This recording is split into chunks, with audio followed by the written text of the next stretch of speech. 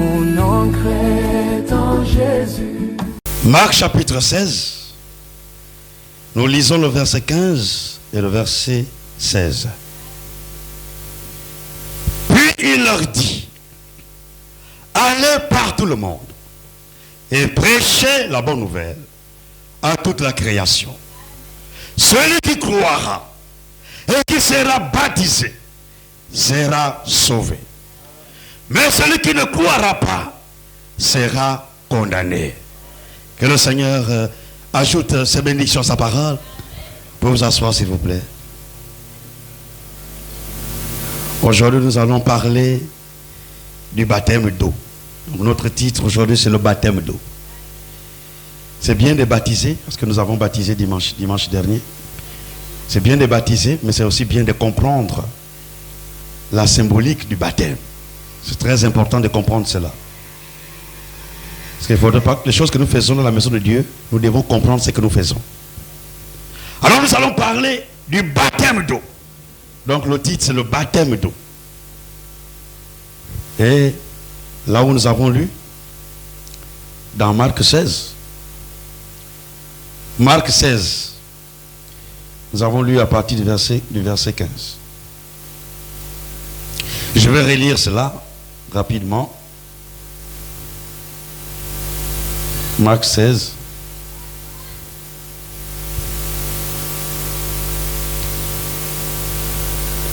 Marc 16, le verset 15 et le verset 16. Puis il leur dit, allez partout le monde et prêchez la bonne nouvelle à toute la création. Donc ce qui doit d'abord précéder, c'est la prédication de la parole. La prédication de l'évangile. Il dit, allez partout et prêchez la bonne nouvelle. La bonne nouvelle, c'est l'évangile. L'évangile veut dire la bonne nouvelle. Prêchez la bonne nouvelle à toute la création. C'est ce qui doit d'abord précéder. Et il faut que nous écoutons la parole. Il faut que nous écoutons la prédication de l'évangile. Et ensuite, quand nous avons écouté, là maintenant intervient le verset 16. Celui qui croira et qui sera baptisé sera sauvé. Donc quand nous écoutons la prédication de l'évangile, nous devons croire. Et là, quand nous croyons, le témoignage que nous allons manifester devant tout le monde, que nous avons cru, c'est lorsque nous allons maintenant aux eaux du baptême. Lorsque nous allons nous faire baptiser, là nous témoignons devant le ciel et devant la terre que nous n'appartenons plus au diable. Nous appartenons maintenant à Jésus. Et nous avons pris l'engagement de le suivre. Et nous le témoignons publiquement. Le baptême d'eau est un témoignage public. Que nous avons cru en Jésus. Mais celui qui croira et qui sera baptisé sera sauvé. Mais, celui qui ne croira pas sera condamné. Donc ceux qui seront condamnés, ceux qui vont aller en enfer, ne seront pas à cause du péché d'Adam et Ève. Non. Dieu a déjà réglé ce problème-là à Golgotha. À Golgotha, il a réglé le problème du péché d'Adam et Ève. Il a réglé cela à Golgotha. Et maintenant, la bonne nouvelle de Golgotha, la bonne nouvelle de Golgotha doit être prêchée à toute la création. Que Jésus a réglé le problème du péché à Golgotha. Maintenant, quand c'est prêché, quelle est ton attitude face à la parole? Est-ce que tu crois ou est-ce que tu doutes? Si tu crois, alors tu es sauvé. Si tu rejettes la parole, alors Dieu aussi te rejettera. Ne cherchons pas à ce que Dieu nous rejette un jour. Ce sera vraiment malheureux pour nous. Donc on ne peut pas dire que nous venons à l'église et nous avons cru en Jésus et nous ne faisons pas baptiser. Non.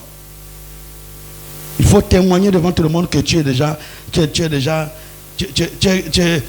as pris l'engagement de suivre Jésus. Et ça, c'est quand nous passons par les eaux du baptême, nous témoignons devant même Satan. Alors, le baptême que nous parlons là, ce n'est pas une négociation. Le baptême d'eau fait partie des 3 ordonnances que Jésus a laissées à l'église. C'est pourquoi j'ai voulu vraiment insister sur le baptême. Parce qu'il y en a qui viennent à l'église et qui ne sont pas baptisés. Mais vous allez partir dans quel ciel? Vous n'irez nulle part. Et si vous faites déjà les sacrifices, vous venez à l'église, mais ça vous coûte quoi de vous faire baptiser? Vous faites déjà des sacrifices pour venir ici, dans cet endroit. Mais cela vous coûte quoi de vous faire baptiser? C'est encore mieux de vous faire baptiser. Dans les ordonnances que Jésus a laissées à son église, il y a le baptême d'eau. On va aller un peu comme l'école des dimanches. Alors, il y en a 3 ordonnances. Il y a ce qu'on appelle le lavage des pieds. Je sais que là c'est nouveau hein, pour certains. Si vous n'avez jamais fait le lavage des pieds là, vous allez partir dans quel ciel? Il y a des ordonnances que l'église doit respecter. Et ce qui montre que vous êtes l'église, c'est quand vous respectez ces ordonnances là. Ici nous allons pratiquer ces choses là. Nous voulons d'abord que vous montez en maturité. Parce que ces choses là c'est des choses mûres. Il y a le lavage des pieds. Jésus lui-même a pratiqué cela à ses disciples. Le lavage des pieds. Ensuite, il y a le souper du Seigneur ou le repas du Seigneur, ou ce que nous appelons communément la Sainte Seine. Parce qu'en réalité, le mot Sainte Seine n'est pas dans la Bible. Hein? Ce qui est dans la Bible, c'est le souper ou le repas du Seigneur. On va mettre le souper. Le souper du Seigneur. Ou le repas du Seigneur. Ou encore la Sainte Seine. Ou encore la communion. Il faut que je vous donne toutes les appellations là pour que vous puissiez comprendre cela. Et ensuite, le baptême d'eau. Le baptême.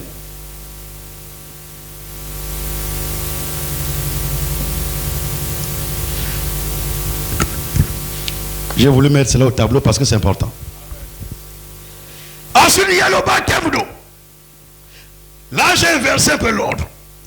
En réalité, la première ordonnance, même le baptême d'eau. Parce que vous ne pouvez pas prendre la Sainte Seine, vous ne pouvez pas prendre le repas du Seigneur si vous n'êtes pas baptisé. Baptisé dans l'eau. Donc pour prendre la Sainte Seine, pour prendre la communion, pour prendre le repas du Seigneur, il faut premièrement que vous avez appliqué la première ordonnance qui est le baptême d'eau. Et vous ne pouvez pas faire le lavage des pieds si vous n'avez pas été baptisé dans l'eau. Vous voyez que le baptême est très important. Si vous négligez le baptême, vous n'irez nulle part. Le baptême d'eau est très important. Et l'église du Seigneur, l'église de Jésus-Christ a ces 3 ordonnances-là. Il y en a 3. Il y a le baptême d'eau. Il y a le lavage des pieds. Et il y a le souper du Seigneur. Je vais un peu rapidement lire. Je ne vais pas durer. Je vais faire de mon mieux pour être très très court. Sinon, ça c'est des longs enseignements. Mais on ne verra pas les 3 ordonnances.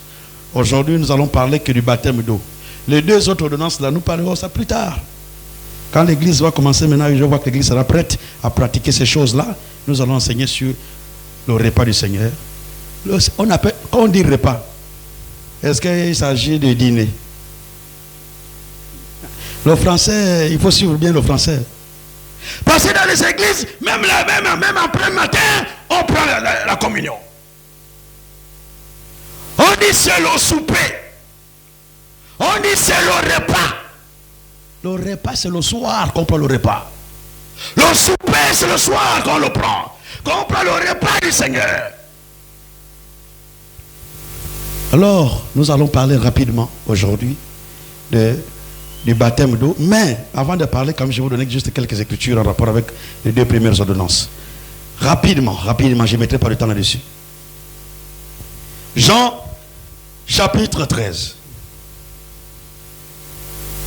C'est juste pour déjà vous préparer à ces choses-là. Toute église du Seigneur Jésus-Christ doit pratiquer ces 3 ordonnances-là. Une église qui ne pratique pas ces 3 ordonnances-là n'appartient pas à Jésus.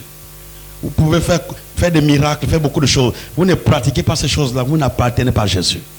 C'est parce que ce n'est pas une négociation. C'est une obligation. C'est une ordonnance. Jean 13. Je vais lire rapidement l'essentiel. Je prends à partir du verset 12. Jean 13 à partir du verset 12. Après qu'il leur eut lavé les pieds et qu'il eut pris ses vêtements. Je vais quand même commencer un peu plus haut pour que vous puissiez bien comprendre. On va commencer plus haut, c'est mieux. Même si ça me prend un peu de temps. Mais c'est mieux de commencer plus haut. Je commence à partir du verset 1er de Jean 13. Avant la fête de Pâques, Jésus, sachant que son heure était venue de passer de ce monde au Père, ayant aimé les siens qui étaient dans le monde, mit le comble à son amour pour eux. Pendant le souper, lorsque le diable avait déjà inspiré au cœur de Judas Iscariote, fils de Simon, le dessein de le livrer, Jésus qui savait que le Père avait remis toutes choses entre ses mains, qu'il était venu de Dieu et qu'il s'en allait à Dieu, se leva de table, ôta ses vêtements, prit un linge dont il se saignit, ensuite il versa de l'eau dans un bassin et il se mit à laver les pieds des disciples. Jésus lui-même a fait cela. Jésus lui-même a pratiqué le lavage des pieds. C'est une marque d'humilité. Et à les essuyer avec le linge dont il était saint. Il vint donc à Simon-Pierre. Pierre lui dit, toi Seigneur, tu me laves les pieds. Jésus lui répondit, ce que je fais, tu ne le comprends pas maintenant. Nous maintenant aujourd'hui nous comprenons. Mais à cette époque-là, Pierre ne comprenait pas à cette époque-là. Les disciples ne comprenaient pas. Il dit, ce que je fais, tu ne le comprends pas maintenant. Mais tu le comprendras bientôt. Pierre lui dit, non, jamais tu ne me laveras les pieds. Jésus lui répondit, si je ne te lave, tu n'auras point de part avec moi. Simon-Pierre lui dit, Seigneur, non seulement les pieds, mais encore les mains et la tête. Jésus lui répondit, Jésus lui dit, celui qui est lavé n'a besoin que de se laver les pieds pour être entièrement pur. Et vous êtes purs, mais non pas tous, car il connaissait celui qui le livrait. C'est pourquoi il dit, vous n'êtes pas tous purs. Après qu'il leur eut lavé les pieds et qu'il eut pris ses vêtements, il se remit à table et leur dit, comprenez-vous ce que je vous ai fait? Vous m'appelez maître et Seigneur, et vous dites bien, car je le suis. Si donc, écoutez bien la suite déjà. Si donc, verset 14. Si donc, je vous ai lavé les pieds, moi le Seigneur et le Maître, vous qui, vous les disciples de Jésus, vous le peuple de Dieu, vous qui avez cru en Jésus-Christ, il s'agit de vous. Est-ce que nous avons cru en Jésus-Christ ici? Alors, cette écriture nous concerne. Alors, écoutons ceci. Alors, il dit, je réponds le verset 14. Si donc je vous ai lavé les pieds, moi le Seigneur et le Maître, vous, c'est une obligation qui vient après. Vous devez, c'est pas négociable. Vous devez aussi vous laver les pieds les uns aux autres. Vous devez le faire. C'est une obligation. Alors il dit, car je vous ai donné un exemple. C'est un exemple que Jésus donnait à son église. Quand je vous ai donné un exemple, afin que vous fassiez comme je vous ai fait. En vérité, je vous le dis, le serviteur n'est pas plus grand que son maître, que son Seigneur.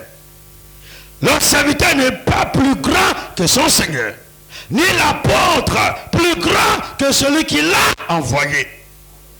Si vous savez ces choses, avant vous ne le saviez pas. Maintenant, vous le savez. Si vous savez ces choses, vous êtes heureux. Pourvu que vous les pratiquiez. Donc le peuple de Dieu doit pratiquer le lavage des pieds. Il n'y a pas beaucoup d'églises qui font ça. Pour dire déjà la vérité. Il n'y a pas beaucoup d'églises qui lavent. Même il y en a qui ce soir là, c'est la première fois qu'ils entendent le lavage des pieds. Mais c'est une ordonnance. Jésus a dit à ses disciples, vous devez vous laver les pieds les uns aux autres. C'est une ordonnance. Et quand vous appartenez à l'église de Jésus-Christ, vous devez pratiquer le lavage des pieds. Et souvent le lavage des pieds marche de pair avec le repas du Seigneur. Ce même jour-là, Jésus a fait les deux choses. Ils ont fait la Sainte Seine et ils ont fait le lavage des pieds. Ça marche souvent ensemble. Quand vous prenez la Sainte Seine, après on fait le lavage des pieds. Alors, je vais rapidement aussi dire quelque chose sur la communion rapidement, le repas. Moi, si je ne sais pas ça, mais c'est important que je réponde les trois ordonnances là. Le repas du Seigneur, ou la Sainte Seine, ou la communion. Alors, je vais aller dans 1 Corinthiens. Là-bas, c'est plus clair. 1 Corinthiens 11.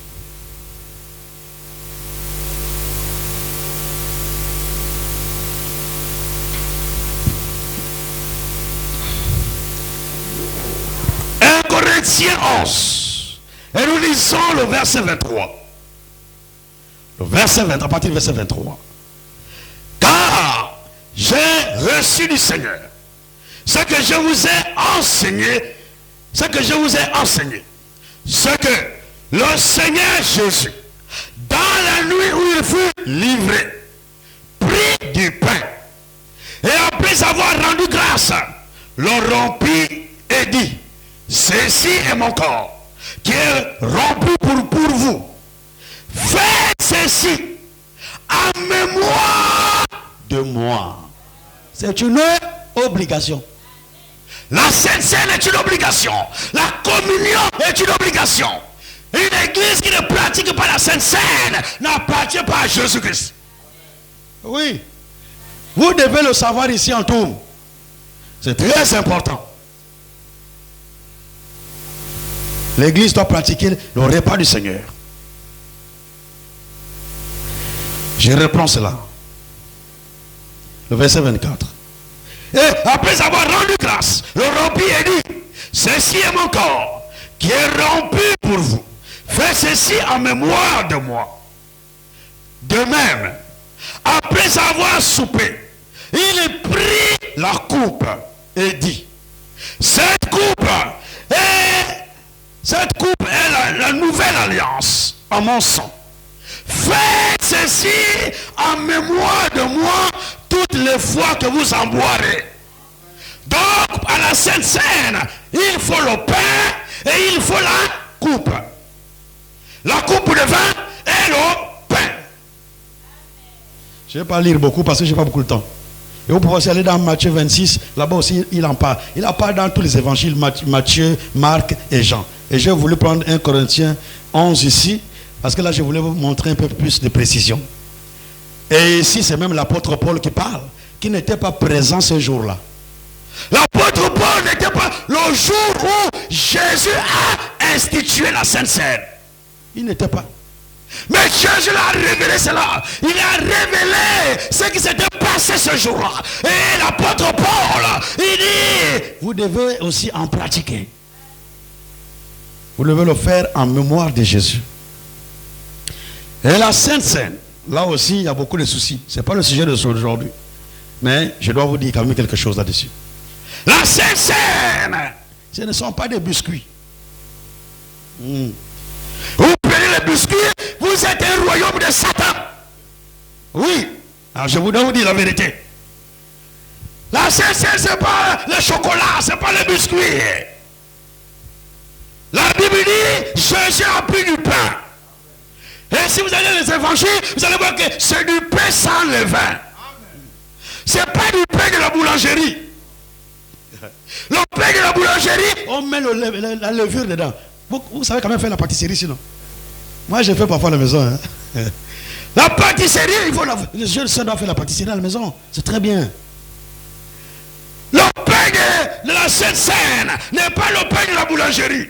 Quand on a mis la levure, on a mis beaucoup de choses dedans, et vous prenez cela, et vous venez faire la pain Sainte Seine. Non, vous n'avez rien compris. Il ne s'agit pas de gâteaux. Il ne s'agit pas de biscuits. Il ne s'agit pas de bonbons. Il ne s'agit pas du pain de la boulangerie. Mais il s'agit du pain sans levain. Et ce pain-là doit être fait par un serviteur de Dieu. Pas par n'importe qui. Par un sacrificateur. Un serviteur de Dieu. Consacré à l'œuvre de Dieu. Celui qui doit préparer ce pain-là. On ne met pas la levure.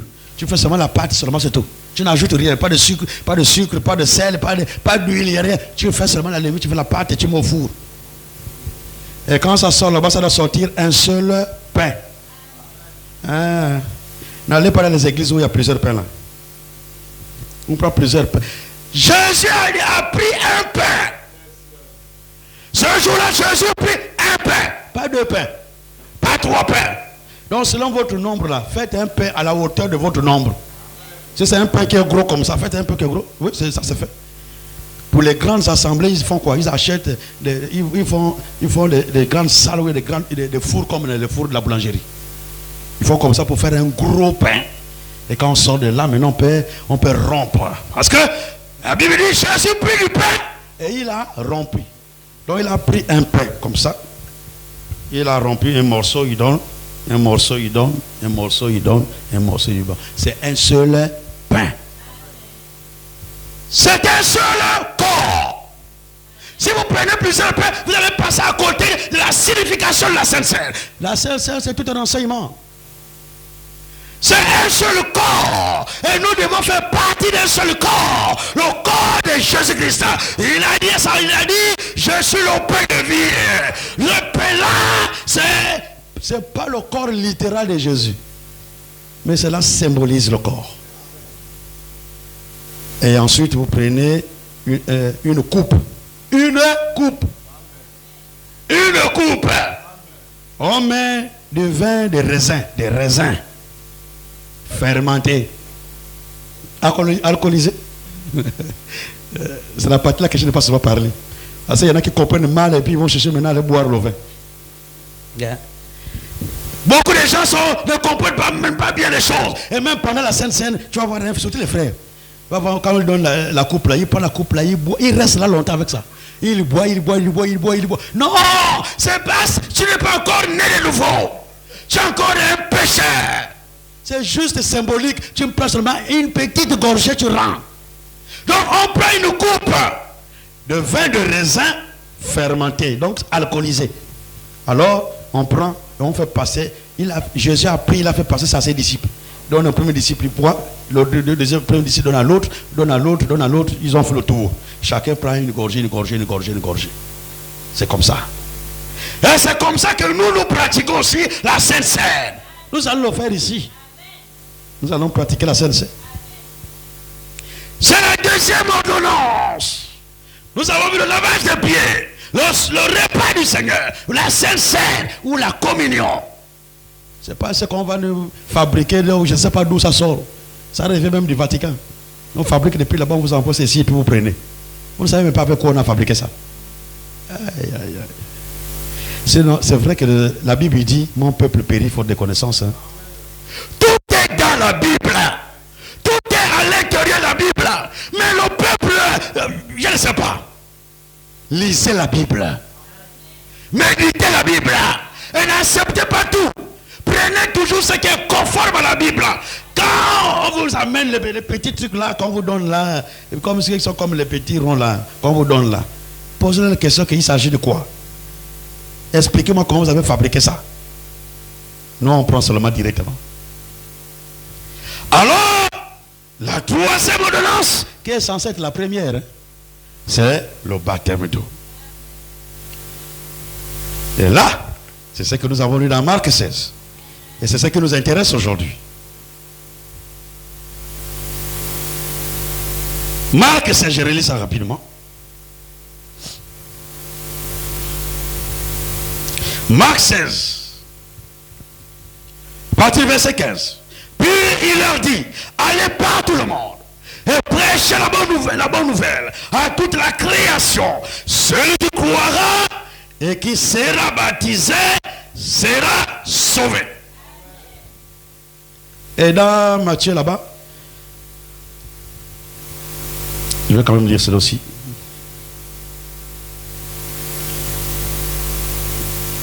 Nous allons prendre Matthieu 28, à partir du verset 19. Matthieu 28, à partir du verset 19. Allez, faites de toutes les nations des disciples, les baptisant au nom du Père, du Fils et du Saint-Esprit, et enseignez-leur à observer tout ce que je vous ai prescrit. Et voici, je suis avec vous tous les jours, jusqu'à la fin du monde. Il dit, allez faites, vous, mes disciples, allez faites de toutes les nations des disciples. Donc, le rôle premier de l'Église, c'est de faire de toutes les nations des disciples. Nous sommes ici en tourment pour faire des disciples de Christ. Il faut des disciples de Christ en tout, messieurs. Et nous devons les baptiser.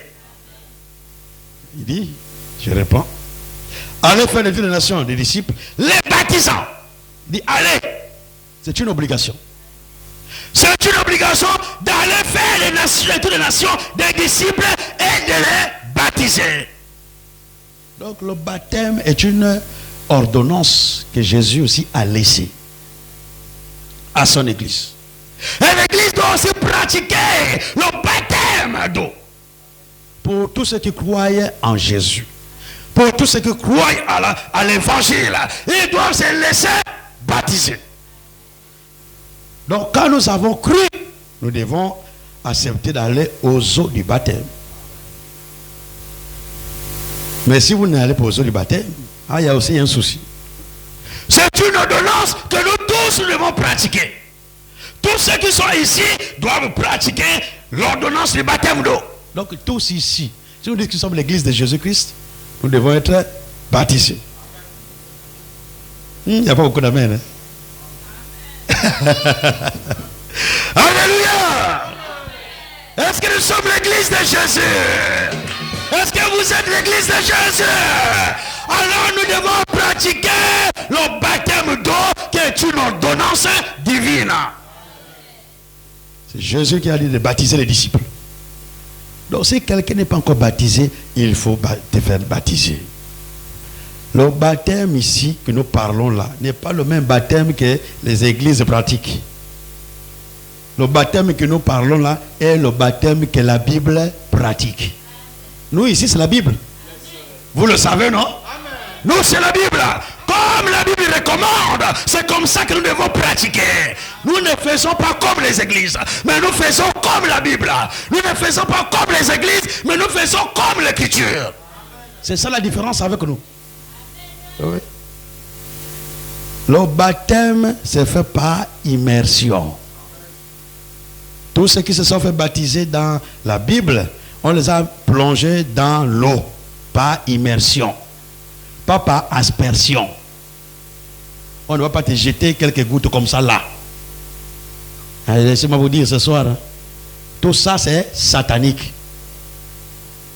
Le baptême c'est par immersion. Tous les apôtres de Jésus ont baptisé par immersion. Ils n'ont jamais fait aspersion. Étudiez souvent l'histoire de l'église. Vous allez comprendre beaucoup de choses. Moi, je lis beaucoup l'histoire de l'église. Vous allez voir à quel moment le baptême par aspersion est arrivé. Aucun apôtre, aucun disciple de Jésus n'a baptisé par aspersion. C'est toujours par immersion.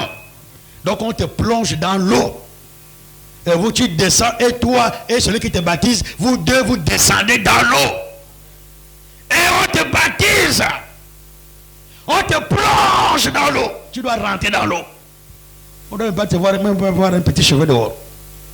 On te plonge dans alors et on te fait ressortir. Parce que tout ça là c'est symbolique. La même manière que le lavage de pieds est un enseignement. C'est d'abord une ordonnance, mais c'est aussi un enseignement. Quand on va enseigner sur ça, vous allez voir que c'est très profond. Ça enseigne l'humilité. Le repas du Seigneur, c'est un enseignement. Un seul corps. Un seul pain. Et le baptême d'eau aussi, c'est un enseignement. Alors, rapidement, pour ne pas vous garder longtemps, nous allons partir dans Romains 6.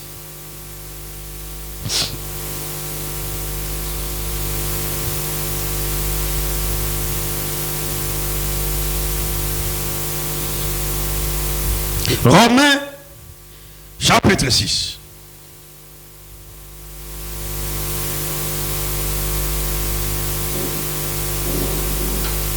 Romains 6. Et je lis à partir du verset 1er. Suivez maintenant qu'est-ce que veut dire le baptême. La symbolique du baptême. Que dirons-nous donc?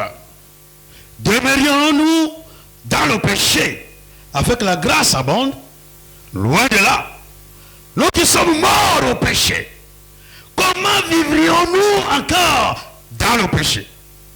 Ignorez-vous que nous tous qui avons été baptisés en Jésus-Christ, c'est en sa mort que nous avons été baptisés. Ça symbolise premièrement la mort de Jésus. C'est l'identification. Le baptême, c'est l'identification premièrement à la mort de Jésus. Et le verset 4 dit: nous avons donc été ensevelis avec lui. Deuxième chose, ensevelissement. Par le baptême à sa mort. Afin que, comme Christ est ressuscité, troisième chose, résurrection. Comme Christ est ressuscité de mort, par la gloire du Père, de même, nous aussi, nous marchions en nouveauté de vie. En effet, si nous sommes devenus une même plante avec lui par la conformité à sa mort, nous le serons aussi par la conformité à sa résurrection. Sachant que notre vieil homme a été crucifié avec lui, afin que le corps du péché fût détruit, pour que nous ne soyons plus esclaves du péché. Car celui qui est mort est libre du péché. Donc, la symbolique du péché, du baptême d'eau, la symbolique du baptême d'eau, le baptême d'eau symbolise ou identifie le croyant à la mort de Jésus. Il identifie à la mort, à l'ensevelissement et à la résurrection de Jésus. C'est une identification. Vous savez que Jésus était l'agneau de Dieu. L'agneau de Dieu qui ôte le péché du monde. Et l'agneau là devait être sacrifié pour toi, sacrifié pour moi, afin que nous puissions avoir la vie de Dieu. Alors, comme dans l'ancienne alliance, il fallait, quand quelqu'un avait péché, il devait amener un agneau, un bouc ou un taureau, peu importe, un animal, pour être sacrifié.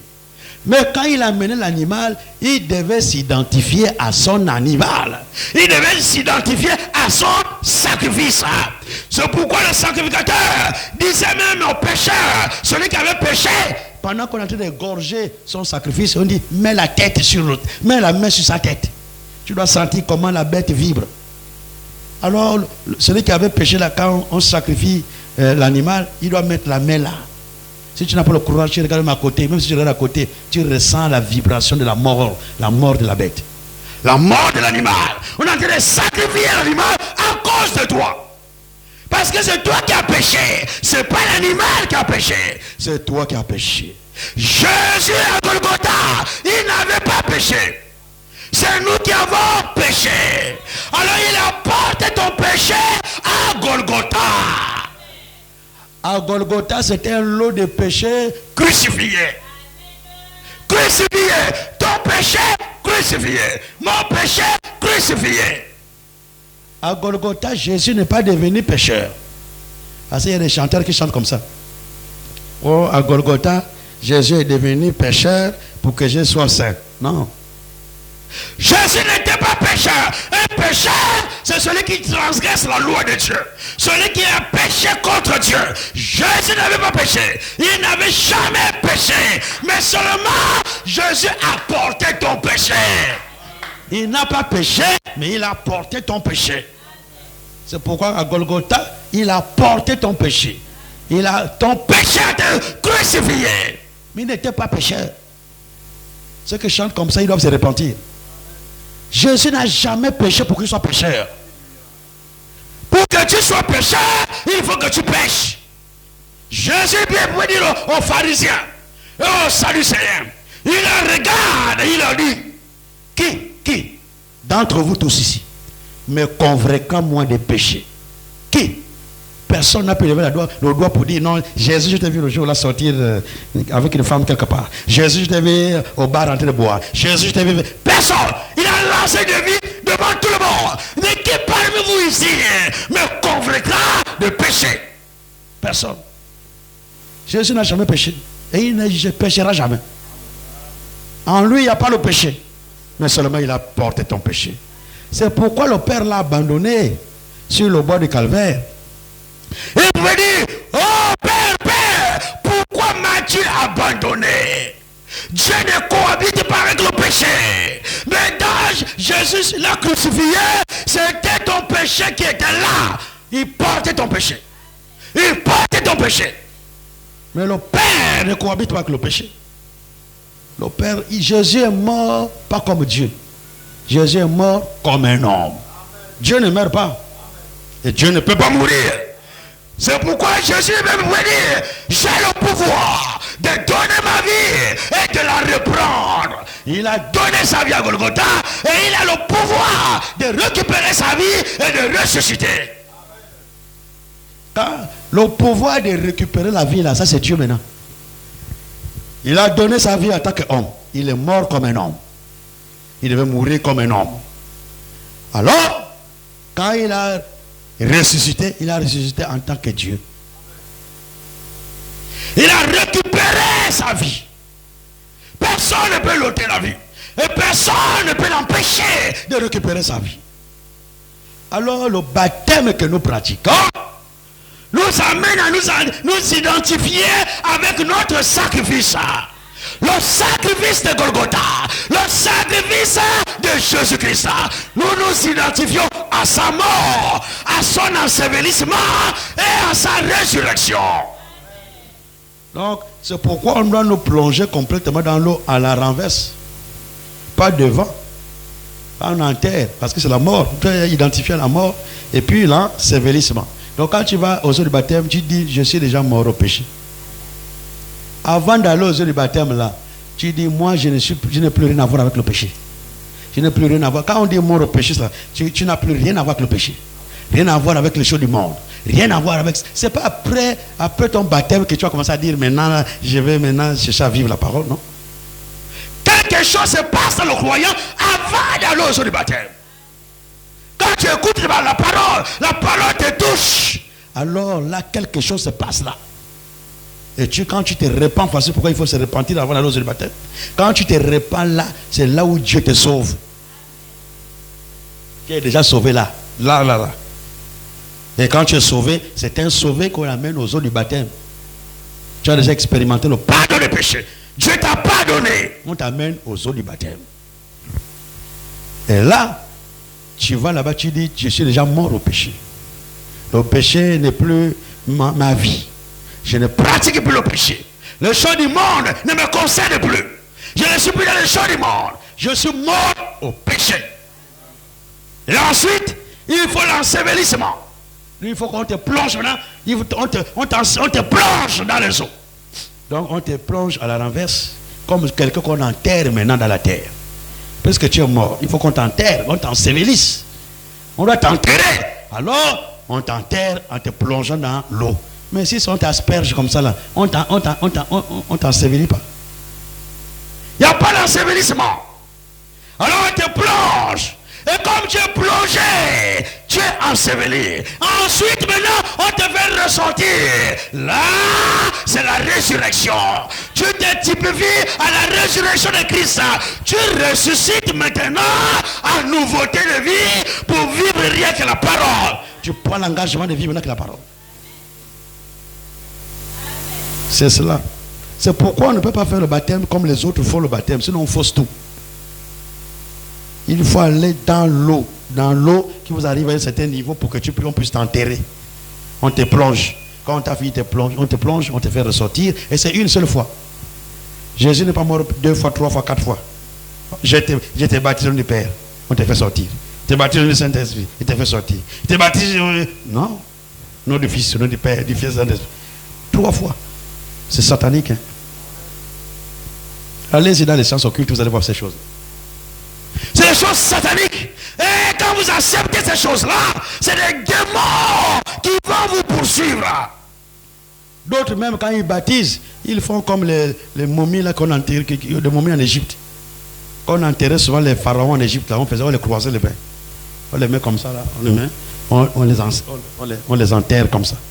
D'autres aussi, quand ils baptisent, là, on te prend les mains, on met comme ça, et puis on te met en arrière, on t'enterre. On te plonge dans l'eau. Faites attention, surveillez bien quand on vous baptise. C'est pourquoi on ne se baptise pas n'importe où. Et le nom qui est prononcé quand on baptise, c'est le nom de Jésus-Christ. Là, nous en parlerons un peu en détail jeudi. C'est le nom de Jésus. Quand vous allez dans Matthieu 28, le verset 19, il dit, allez faire de toutes les nations des disciples, les baptisant au nom singulier. Au nom du Père, du Fils et du Saint-Esprit. Si c'est 3 personnes différentes, le nom là doit être au pluriel. Si le nom est au pluriel, ça veut dire qu'il y a 3 personnes. Le nom est au singulier. Et nous allons parler de ça jeudi. Le nom là, c'est une seule personne. C'est le nom de la nouvelle alliance. Et le nom de la nouvelle alliance, c'est Jésus-Christ. On ne baptise au nom de Jésus-Christ. Et depuis les actes des apôtres, jusqu'à tout le Nouveau Testament là, vous ne verrez personne qui a été baptisé au nom du Père, du Fils et du Saint-Esprit. Ça n'existe pas dans la Bible. À ça, je dois vous le dire. Parce qu'il y en a qui s'accrochent à ces choses-là. Nous, on ne s'accroche pas à ce que l'Église a dit. Nous, on s'accroche à ce que la Bible dit. Ce n'est pas l'Église qui va nous amener au ciel. Hein. Moi, ce n'est pas l'Église qui va m'amener au ciel. Ah. Ce n'est pas l'Église qui va me sauver. Ce n'est pas l'Église qui va m'enlever. Mais c'est Jésus-Christ qui est mon sauveur. Et ce n'est pas Jésus que je monterai là-bas au ciel le jour de l'enlèvement. C'est Jésus qui me prendra. Mais pourquoi moi je mets Jésus de côté et puis moi je veux croire ce que les églises disent. Jésus c'est la parole. La parole c'est Jésus et Jésus c'est la parole. Quand la parole a dit, on doit obéir. Tous ceux qui ne sont pas encore baptisés bibliquement là, faites-le. Le Seigneur, j'avais beaucoup de sujets que je voulais prêcher. Mais j'ai senti qu'il fallait, je sentais sans ça résonner de plus fort. Qu'il faut que je prêche sur le baptême d'eau. Tu as déjà entendu, tu as déjà écouté. Que Dieu te bénisse.